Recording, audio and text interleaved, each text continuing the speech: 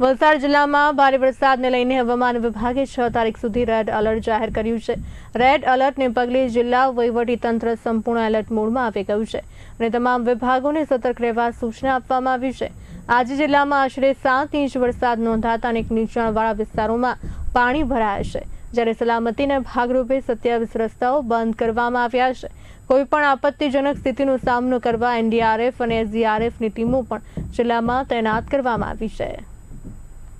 હવામાન વિભાગ દ્વારા વલસાડ જિલ્લામાં 6 તારીખ સુધી રેડ એલર્ટ આપવામાં આવેલ છે, જે ધ્યાને રાખીને સંબંધિત વિભાગોને તકેદારીના પગલાં લેવા માટે સૂચના આપી દેવામાં આવેલ છે।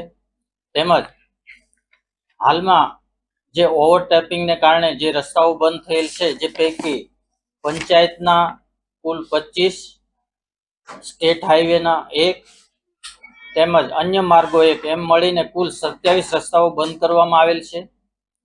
તેમજ અત્રેના જિલ્લામાં સવારના 6 થી 10 કલાક સુધી આંકડા જોઈએ તો વલસાડ શહેરમાં 175 mm, ધરમપુરમાં 62 mm, પારડીમાં 71 mm, કપરાડામાં 60 mm, ઉમરગામમાં 29 mm, Umargam Vapi 55 mm અને નાના પોંઢામાં 84 mm વરસાદ પડેલ છે। હાલના ચોમાસાને ધ્યાનમાં રાખીને સરકાર દ્વારા અત્રે 2 ટીમ ફાળવવામાં આવેલ છે, એક એનડીઆરએફની ટીમ અને એક એસડીઆરએફની ટીમ। એનડીઆરએફની ટીમને અહીંયા વલસાડ ખાતે રાખવામાં આવેલ છે અને એસડીઆરએફની ટીમને વાપી મહાનગરપાલિકા ખાતે રાખવામાં આવેલ છે।